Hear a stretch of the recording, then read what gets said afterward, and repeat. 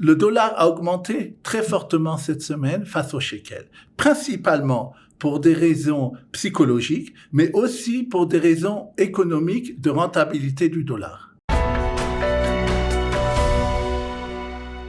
Nous sommes ensemble avec le docteur en économie Daniel Guggenheim, comme chaque semaine pour les chroniques économiques. Daniel, bonjour. Bonjour. Aujourd'hui, nous allons commencer avec une nouvelle importante, parce que ça nous impacte, c'est le dollar. Alors, a priori, on se demande pourquoi, mais tu vas tout nous expliquer. Le dollar qui a eu une augmentation record depuis près de 5 ans, puisqu'on est à 3,8 aujourd'hui pour un shekel. Oui, presque à 3,8 cette semaine, le dollar contre un shekel.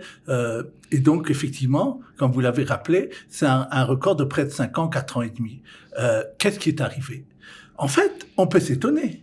Parce que il y a eu un rapport de Fitch, c'est une des grandes sociétés de notation mondiale, qui a donné son rapport cette semaine sur l'économie israélienne. Et il a confirmé la note de A+, qui est une très bonne note pour Israël, en justement mettant les bons côtés économiques de l'économie israélienne, alors que cette même société avait dégradé quelques jours avant l'Amérique, les États-Unis, en disant que ça va moins bien là-bas. Est-ce qu'il y a des raisons concrètes à cette augmentation?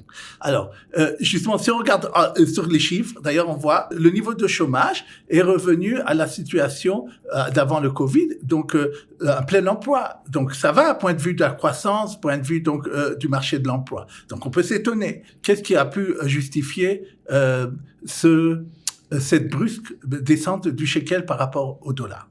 D'abord, la première chose, c'est dans le psychologie. Pourquoi?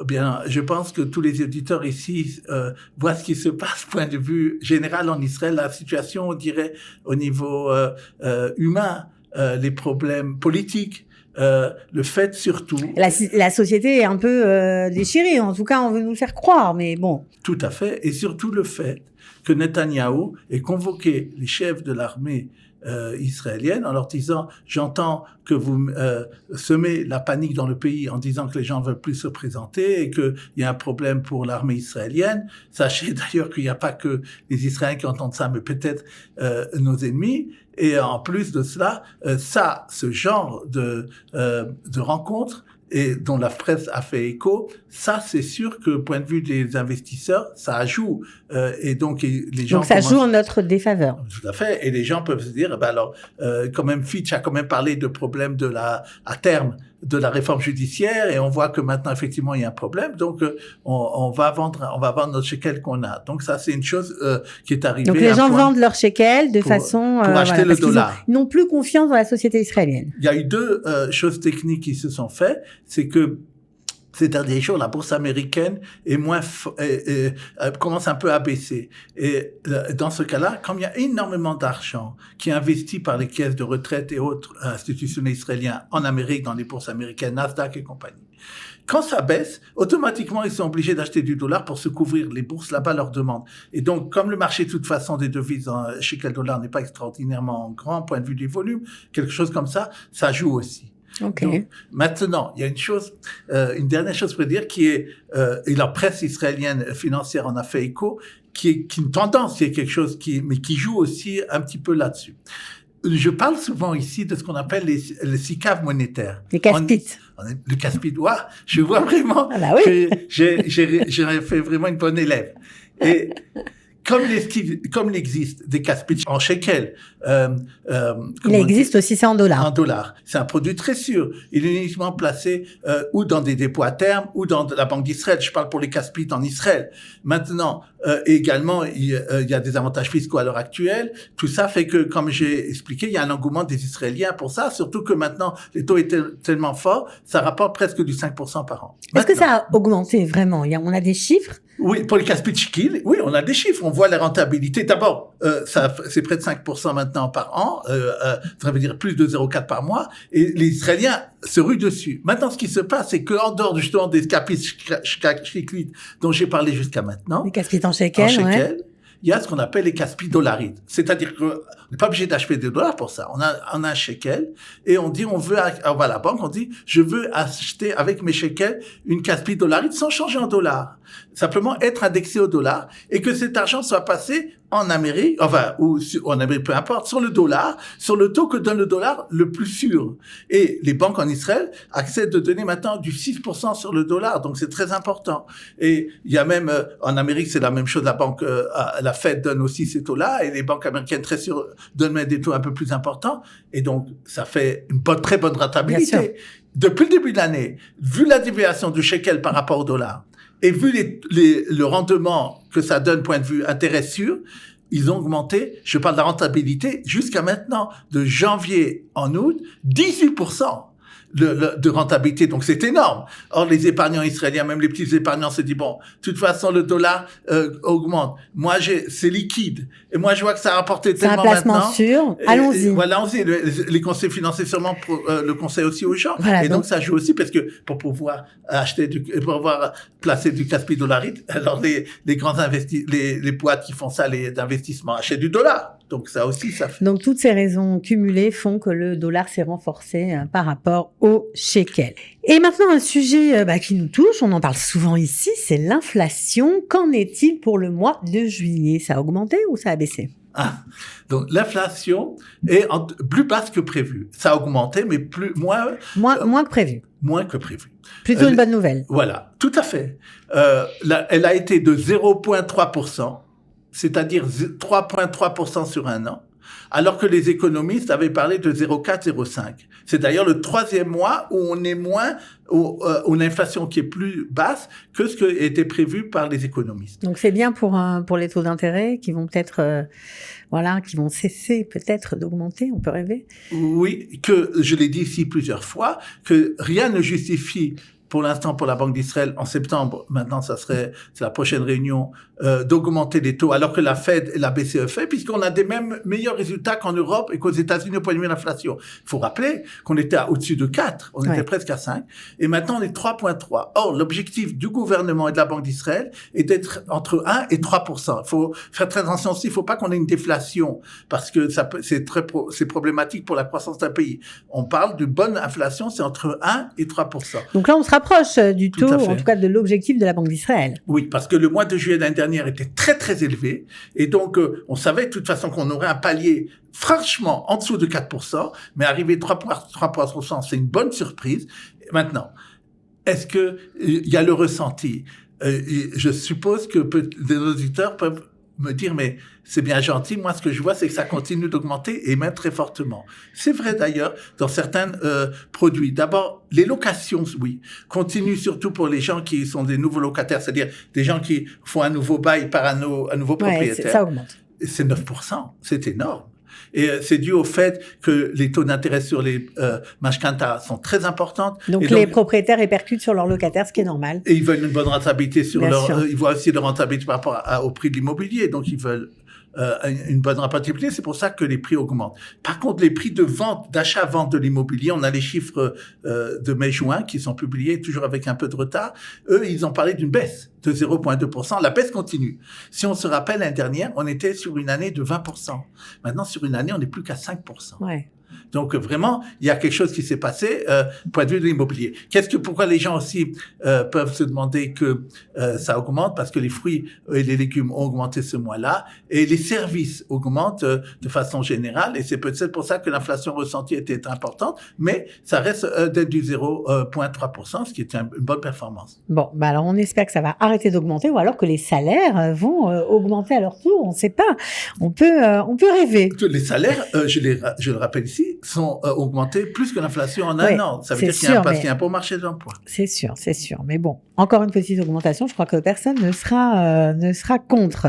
Alors, on continue avec El Al. Et oui, la fameuse compagnie El Al. Alors là, tenez-vous bien, multiplié par 10 ses bénéfices d'exploitation en un an. Alors, comment est-ce possible, alors qu'on parlait d'une faillite éventuelle d'El Al? Comment ont-ils fait? C'était il n'y a pas si longtemps, Daniel. J'aime bien parler ici des bons résultats de certaines sociétés israéliennes. Ça donne d'abord du baume et puis ça montre la vitalité de ce qui se passe ici. Effectivement, El Al, il y a 20 ans, rentrait en bourse. Et souvent, son action était malmenée. Et comme vous l'avez rappelé, au moment du Covid, elle a été rachetée par M. Rosenberg parce qu'elle était auprès de la faillite. Très mauvaise productivité et puis les gens ne voyageaient plus. Il y a juste après le Covid, bien entendu, les gens ont commencé à revoyager, mais ce n'est que maintenant qu'on a des bons résultats d'exploitation. On est passé de 9 millions au deuxième trimestre, puisqu'on a eu les chiffres maintenant du deuxième trimestre de 2023, par rapport au deuxième trimestre de 2022, la presse l'a souligné, 9 millions de dollars de trésorerie d'exploitation, de résultats d'exploitation à 90 millions de dollars. Ça veut dire multiplié par 10, c'est très, très impressionnant. Oui. Comment ils ont fait? C'est ça. Ah oui, on veut savoir. Alors, la première chose, ils se sont expliqués dans une conférence de presse. Les avions sont pleins. Et pourquoi les avions sont pleins? D'abord parce que ils ont réussi. El Al a fait des accords avec certaines compagnies. D'abord compagnies de tourisme comme Istar, compagnie internationale comme Delta en Amérique, qui permet de voyager sur El Al et puis d'avoir des points sur Delta ou de continuer avec Delta. Donc ça aussi, ça permet un meilleur remplissage des avions. Sûr. Ils ont acheté des avions maintenant, Boeing 777, on peut mettre plus de gens par avion. Et donc ça c'est il y a des nouvelles destinations, j'imagine. Des nouvelles destinations, Tokyo, Naples, aussi Dublin. Et surtout, le fait que maintenant, El Al peut aller beaucoup plus vite pour arriver d'Israël à Bombay, qui est très apprécié par les Israéliens en Inde. Et ça, il peut même arriver de 5 heures au lieu de 10 heures. Et ça permet d'avoir des avions qui coûtent moins cher, qui ont un parcours, qui peuvent faire un parcours jusqu'à 5 heures au lieu de 10 heures. Ouais, et donc, c'est très intéressant. Bien sûr. Et donc ça, c'est aussi une des raisons pour lesquelles ils ont réussi. Maintenant, augmentation très importante de la productivité par employé, c'est-à-dire ils ont sûrement fait un licencié, mais ils sont passés de 120 à 122 000 dollars par employé, donc ça montre ça aussi que ça va bien. Est-ce qu'il y a de nouveaux objectifs pour 2028? Oui, c'est très intéressant parce que dans cette même conférence de presse, la direction de El Al a voulu donner des perspectives donc dans ce qui va arriver dans 5 ans, et c'est assez impressionnant.